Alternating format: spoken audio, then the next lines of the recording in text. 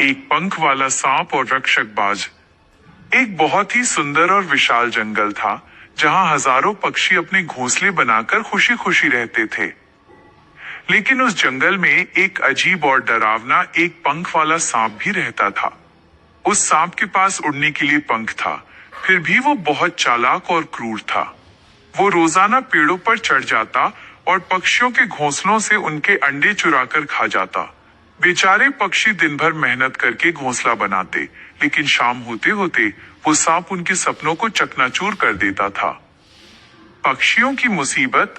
धीरे धीरे जंगल में पक्षियों की संख्या कम होने लगी। गौरैया, तोता और कबूतर जैसे छोटे पक्षी बहुत डरे हुए थे।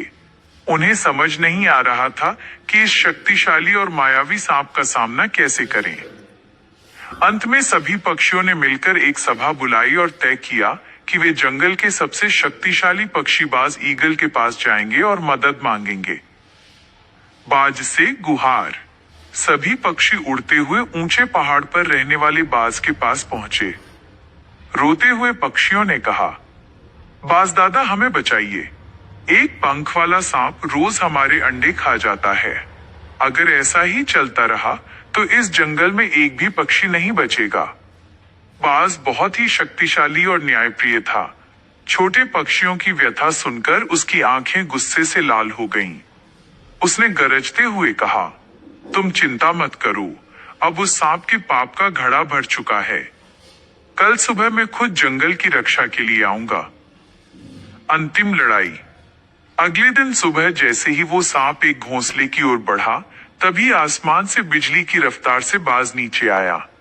सांप ने अपने पंख को फड़फड़ाकर भागने की कोशिश की, लेकिन बाज के मजबूत पंजों के सामने उसकी एक न चली।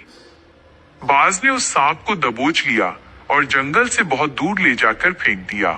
बाज ने उसे चेतावनी दी कि अगर वो दोबारा कभी इस जंगल में दिखा तो उसे अपनी जान से हाथ धोना पड़ेगा। सीख।